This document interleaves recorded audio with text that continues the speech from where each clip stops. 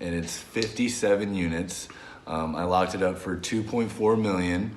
Due diligence is over. However, we haven't closed yet. I got approved for the loan. All of the money has been raised.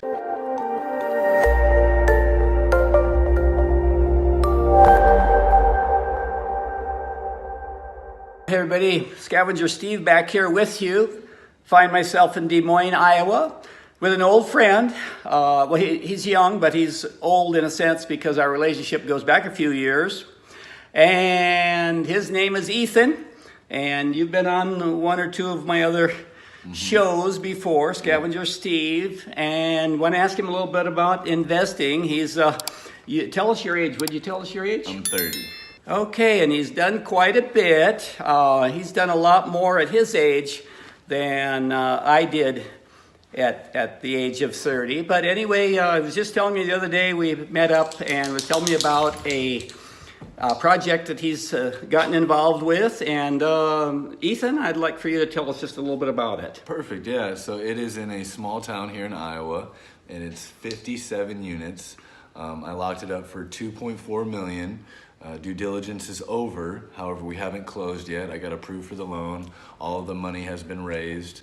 And yeah, it's been definitely a learning curve for sure. Wow, this is by far your biggest deal. Oh yeah, by far. And you started out with what, a one-room bulldozable shack like me? A single family, $150,000 house in Ames, Iowa, which is actually before I even met you. I bought your book probably about 6 or 7 years ago. Okay. Yeah, so at least.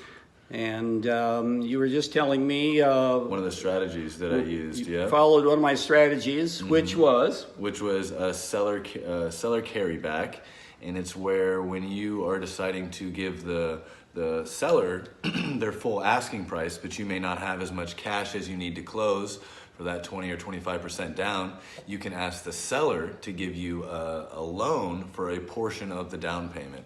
So I needed $600,000 to close, and I got the seller to give me $100,000 of that. And so you bought my books. I published 10 years ago, Scavenge Your Way to Wealth. It was one of the ideas that you learned in that book. So I had just learned it, I think, before I published, and I bought a 108-unit complex here in Des Moines with 54 rentable garages. And I had the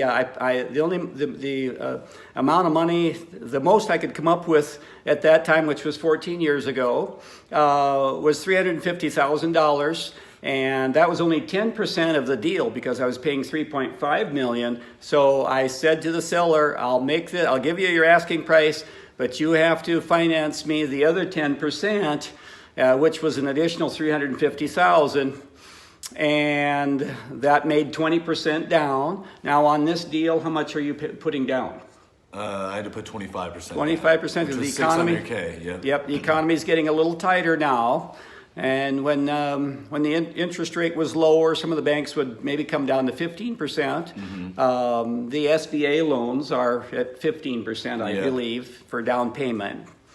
So that sounds pretty good. Are you involved in any? Okay, so can you tell us, you haven't taken possession yet? No, I haven't taken possession yet, so I'll keep the address and the location a little bit secret still. No, I hear you. We close June 3rd is when we're supposed to close. Okay, no, I have made the mistake of telling too much and then having it come back around to haunt me. So I understand where you're coming from there. Any other deals in the works or any other deals that you've just finished? We've got 2 single-family houses that used to be rentals. One of them caught on fire, so we ended up remodeling it, and now we're going to take it to the MLS. That should be hitting the market late May, so actually just in a week or two. And then the other single-family we haven't started yet, and that's going to be a full project as well, and that'll probably hit the market about 2 months after that one. And here in Des Moines?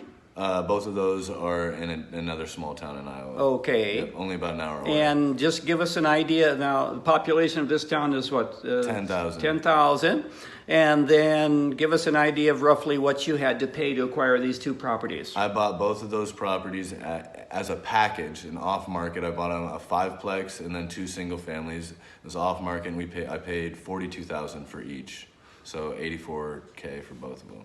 And okay, so you've got other properties that you're using for equity to make your down payment on your larger purchase Oh, that's in the works. one of those is one. Yes, one of those properties is a property that I cross collateralized. Yeah. Cross collateralized. And when I first heard that term about 15 or 20 years ago, I had to walk around saying it to myself 3 or 4 times before I could pronounce it.